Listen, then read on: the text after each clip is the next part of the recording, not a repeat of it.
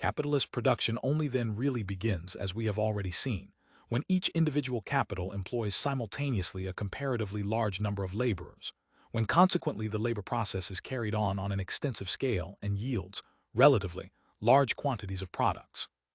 A greater number of laborers working together, at the same time in one place, in order to produce the same sort of commodity under the mastership of one capitalist, constitutes, both historically and logically, the starting point of capitalist production.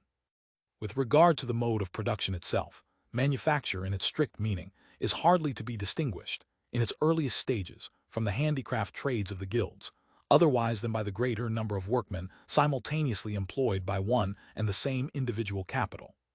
The workshop of the medieval master handicraftsman is simply enlarged. At first, therefore, the difference is purely quantitative. We have shown that the surplus value produced by a given capital is equal to the surplus value produced by each workman, multiplied by the number of workmen simultaneously employed. The number of workmen in itself does nor affect either the rate of surplus value or the degree of exploitation of labor power. If a working day of hours be embodied in 6 shillings, such days will be embodied in times shilling. In one case, working hours, and in the other such hours are incorporated in the product. In the production of value, a number of workmen rank merely as so many individual workmen, and it therefore makes no difference in the value produced whether the men work separately or united under the control of one capitalist.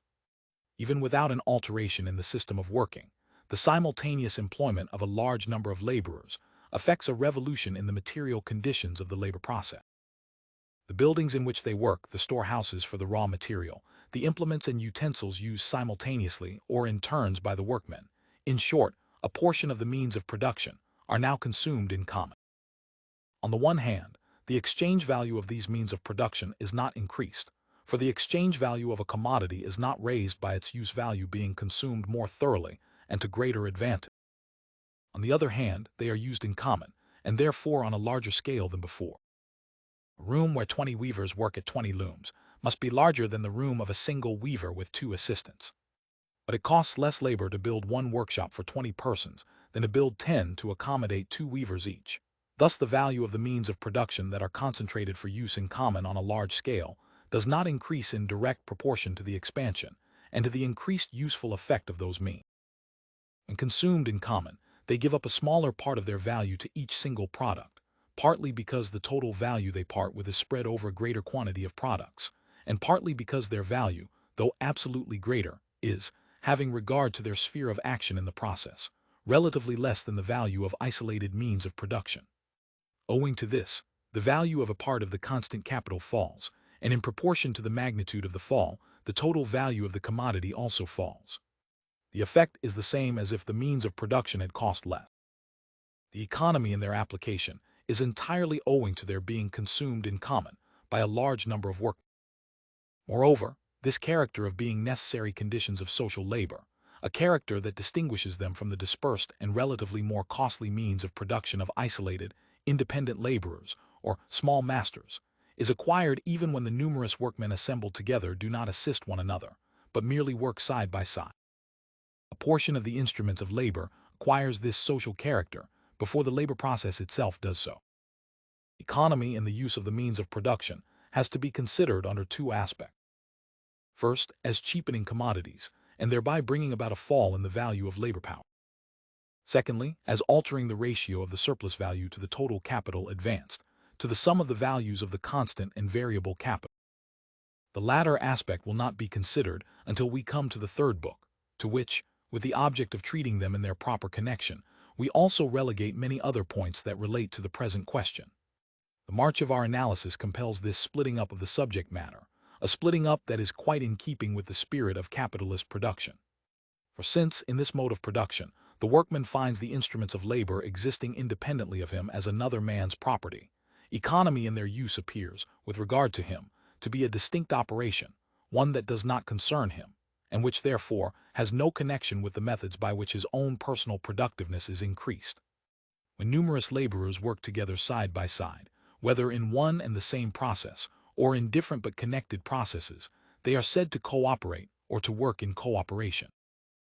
Just as the offensive power of a squadron of cavalry, or the defensive power of a regiment of infantry, is essentially different from the sum of the offensive or defensive powers of the individual cavalry or infantry soldiers taken separately.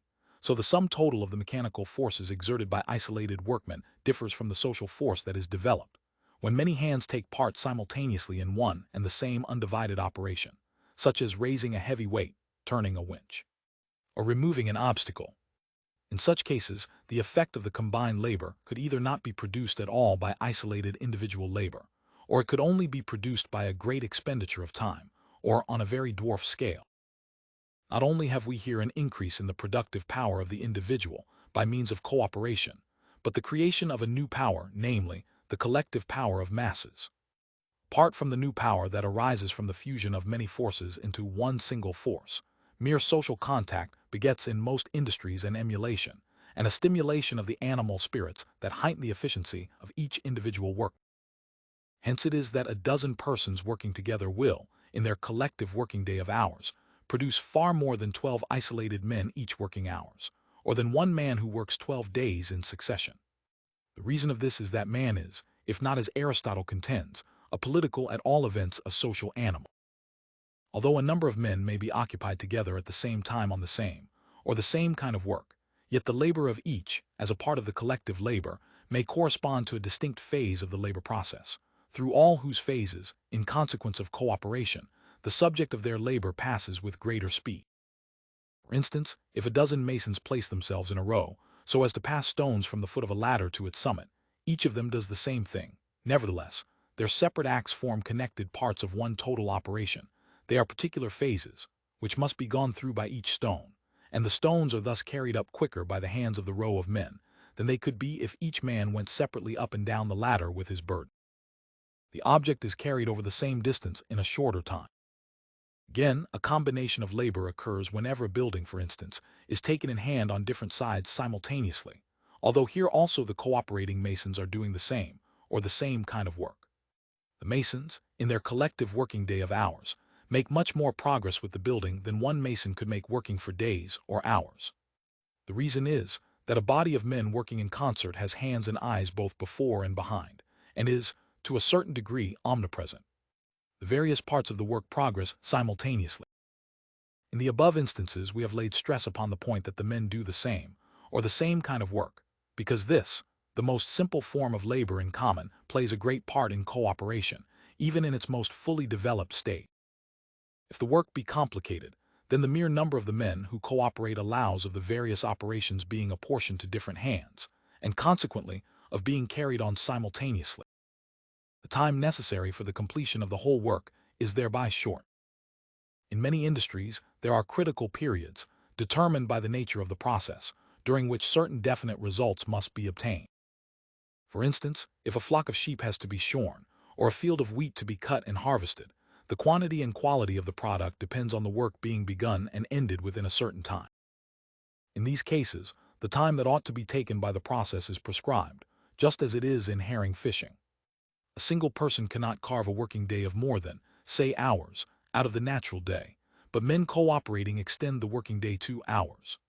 The shortness of the time allowed for the work is compensated for by the large mass of labor thrown upon the field of production at the decisive moment. The completion of the task within the proper time depends on the simultaneous application of numerous combined working days. The amount of useful effect depends on the number of laborers. This number, however, is always smaller than the number of isolated laborers required to do the same amount of work in the same period. It is owing to the absence of this kind of cooperation that, in the western part of the United States, quantities of corn, and in those parts of East India where English rule has destroyed the old communities, quantities of cotton, are yearly wasted. On the one hand, cooperation allows of the work being carried on over an extended space. It is consequently imperatively called for in certain undertakings, such as draining, constructing dikes, irrigation works, and the making of canals, roads, and railway. On the other hand, while extending the scale of production, it renders possible a relative contraction of the arena. This contraction of arena simultaneous with, and arising from, extension of scale, whereby a number of useless expenses are cut down, is owing to the conglomeration of laborers, to the aggregation of various processes, and to the concentration of the means of production. The combined working day produces, relatively to an equal sum of isolated working days, a greater quantity of use values, and consequently diminishes the labor time necessary for the production of a given useful effect.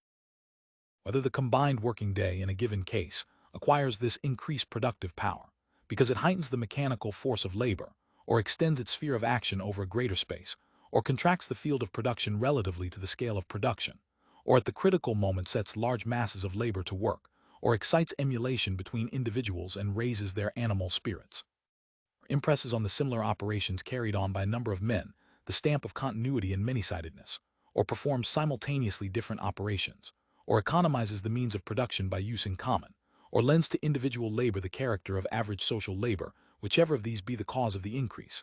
The special productive power of the combined working day is, under all circumstances, the social productive power of labor, or the productive power of social labor. This power is due to cooperation itself. When the laborer cooperates systematically with others, he strips off the fetters of his individuality and develops the capabilities of his species. As a general rule, laborers cannot cooperate without being brought together. Their assemblage in one place is a necessary condition of their cooperation. Hence, wage laborers cannot cooperate unless they are employed simultaneously by the same capital, the same capitalist, and unless therefore their labor powers are bought simultaneously by him. The total value of these labor powers, or the amount of the wages of these laborers for a day, or a week, as the case may be, must be ready in the pocket of the capitalist before the workmen are assembled for the process of production. The payment of workmen at once, though only for one day, requires a greater outlay of capital than does the payment of a smaller number of men, week by week, during a whole year. Hence the number of the laborers that cooperate, or the scale of cooperation, depends, in the first instance, on the amount of capital that the individual capitalist can spare for the purchase of labor power. In other words, on the extent to which a single capitalist has command over the means of subsistence of a number of laborers. And as with the variable, so it is with the constant capital. For example, the outlay on raw material is times as great for the capitalist who employs men as it is for each of the capitalists who employ men. The value and quantity of the instruments of labor used in common do not, it is true, increase at the same rate as the number of workmen, but they do increase very considerably. Hence, concentration of large masses of the means of production in the hands of individual capitalists is a material condition for the cooperation of wage laborers, and the extent of the cooperation, or the scale of production, depends on the extent of this concentration. We saw in a former chapter that a certain minimum amount of capital was necessary in order that the number of laborers simultaneously employed, and consequently, the amount of surplus value produced might suffice to liberate the employer himself from manual labor, to convert him from a small master into a capitalist, and thus formally to establish capitalist production. We now see that a certain minimum amount is a necessary condition for the conversion of numerous isolated and independent processes into one combined social process. We also saw that at first, the subjection of labor to capital was only a formal result of the fact that the laborer, instead of working for himself, works for and consequently under the capitalist. By the cooperation of numerous wage laborers, the sway of capital develops into a requisite for carrying on the labor process itself, into a real requisite of production. That a capitalist should command on the field of production is now as indispensable as that a general should command on the field of battle. All combined labor on a large scale requires, more or less, a directing authority in order to secure the harmonious working of the individual activities and to perform the general functions that have their origin in the action of the combined organism, as distinguished from the action of its separate organ. A single violin player is his own conductor, an orchestra requires a separate one. The work of directing, superintending, and adjusting becomes one of the functions of capital from the moment that the labor under the control of capital becomes cooperative. Once a function of capital, it acquires special characteristics. The directing motive, the end and aim of capitalist production, is to extract the greatest possible amount of surplus value, and consequently to exploit labor power to the greatest possible extent. As the number of the cooperating laborers increases, so too does their resistance to the domination of capital, and with it, the necessity for capital to overcome this resistance by counterpressure. The control exercised by the capitalist is not only a special function, due to the nature of the social labor process, and peculiar to that process, but it is, at the same time, a function of the exploitation of a social labor process, and is consequently rooted in the unavoidable antagonism between the exploiter and the living and laboring raw material he exploits. Again, in proportion to the increasing mass of the means of production, now no longer the property of the laborer, but of the capitalist, the necessity increases for some effective control over the proper application of those means. Moreover, the cooperation of wage laborers is entirely brought about by the capital that employs them. Their union into one single productive body and the establishment of a connection between their individual functions are matters foreign and external to them, are not their own act, but the act of the capital that brings and keeps them together. Hence the connection existing between their various labors appears to them, ideally, in the shape of a preconceived plan of the capitalist, and practically in the shape of the authority of the same capitalist, in the shape of the powerful will of another, who subjects their activity to his aim. If then the control of the capitalist is in substance twofold by reason of the twofold nature of the process of production itself, which, on the one hand, is a social process for producing use values, on the other, a process for creating surplus value in form that control is despotic. As cooperation extends its scale, this despotism takes forms peculiar to itself. Just as at first the capitalist is relieved from actual labor so soon as his capital has reached that minimum amount with which capitalist production, as such, begins, so now, he hands over the work of direct and constant supervision of the individual workman, and groups of workmen, to a special kind of wage laborer. An industrial army of workmen under the command of a capitalist requires, like a real army, officers and sergeants, who, while the work is being done, command in the name of the capitalist. The work of supervision becomes their established and exclusive function. When comparing the mode of production of isolated peasants and artisans with production by slave labor, the political economist counts this labor of superintendence among the faux fries of production. But when considering the capitalist mode of production, he, on the contrary, treats the work of control made necessary by the cooperative character of the labor process as identical with the different work of control, necessitated by the capitalist character of that process and the antagonism of interests between capitalist and laborer. It is not because he is a leader of industry that a man is a capitalist. On the contrary, he is a leader of industry because he is a capitalist. The leadership of industry is an attribute of capital, just as in feudal times the functions of general and judge were attributes of landed property. The laborer is the owner of his labor power until he has done bargaining for its sale with the capitalist, and he can sell no more than what he has, his individual, isolated labor power.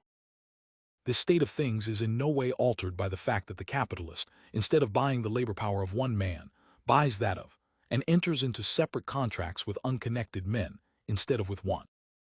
He is at liberty to set the men to work, without letting them cooperate. He pays them the value of independent labor powers, but he does not pay for the combined labor power of the 100. Being independent of each other, the laborers are isolated persons, who enter into relations with the capitalist, but not with one another. This cooperation begins only with the labor process, but they have then ceased to belong to themselves. On entering that process, they become incorporated with capital. As cooperators, as members of a working organism, they are but special modes of existence of capital. Hence, the productive power developed by the laborer when working in cooperation is the productive power of capital. This power is developed gratuitously whenever the workmen are placed under given conditions, and it is capital that places them under such conditions. Because this power costs capital nothing, and because, on the other hand, the laborer himself does not develop it before his labor belongs to capital, it appears as a power with which capital is endowed by nature, a productive power that is immanent in capital. The colossal effects of simple cooperation are to be seen in the gigantic structures of the ancient Asiatics, Egyptians, Etruscans, and it has happened in times past that these Oriental states, after supplying the expenses of their civil and military establishment, found themselves in possession of a surplus which they could apply to works of magnificence or utility, and in the construction of these, their command over the hands and arms of almost the entire non-agricultural population has produced stupendous monuments which still indicate their power. The teeming valley of the Nile produced food for a swarming non-agricultural population, and this food, belonging to the monarch and the priesthood, afforded the means of erecting the mighty monuments which filled the land.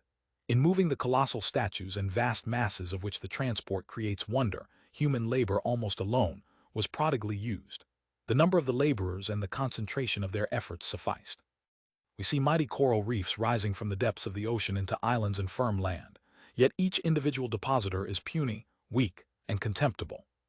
The non-agricultural laborers of an Asiatic monarchy have little but their individual bodily exertions to bring to the task, but their number is their strength, and the power of directing these masses gave rise to the palaces and temples, the pyramids, and the armies of gigantic statues of which the remains astonish and perplex us. It is that confinement of the revenues which feed them, to one or a few hands, which makes such undertakings possible. This power of Asiatic and Egyptian kings, Etruscan theocrats, and has in modern society been transferred to the capitalist, whether he be an isolated, or as in joint stock companies, a collective capitalist. Cooperation, such as we find it at the dawn of human development, among races who live by the chase, or, say, in the agriculture of Indian communities, is based on the one hand on ownership in common of the means of production, and on the other hand on the fact that in those cases, each individual has no more torn himself off from the navel string of his tribe or community than each bee has freed itself from connection with the hive. Such cooperation is distinguished from capitalistic cooperation by both of the above characteristics. The sporadic application of cooperation on a large scale in ancient times, in the Middle Ages, and in modern colonies, reposes on relations of dominion and servitude, principally on slavery. The capitalistic form, on the contrary, presupposes from first to last the free wage laborer who sells his labor power to capital. Historically, however, this form is developed in opposition to peasant agriculture and to the carrying on of independent handicrafts, whether in guilds or not. From the standpoint of these, capitalistic cooperation does not manifest itself as a particular historical form of cooperation, but cooperation itself appears to be a historical form peculiar to, and specifically distinguishing, the capitalist process of production. Just as the social productive power of labor that is developed by cooperation appears to be the productive power of capital, so cooperation itself, contrasted with the process of production carried on by isolated independent laborers, or even by small employers, appears to be a specific form of the capitalist process of production. It is the first change experienced by the actual labor process when subjected to capital. This change takes place spontaneously. The simultaneous employment of a large number of wage laborers in one and the same process, which is a necessary condition of this change, also forms the starting point of capitalist production.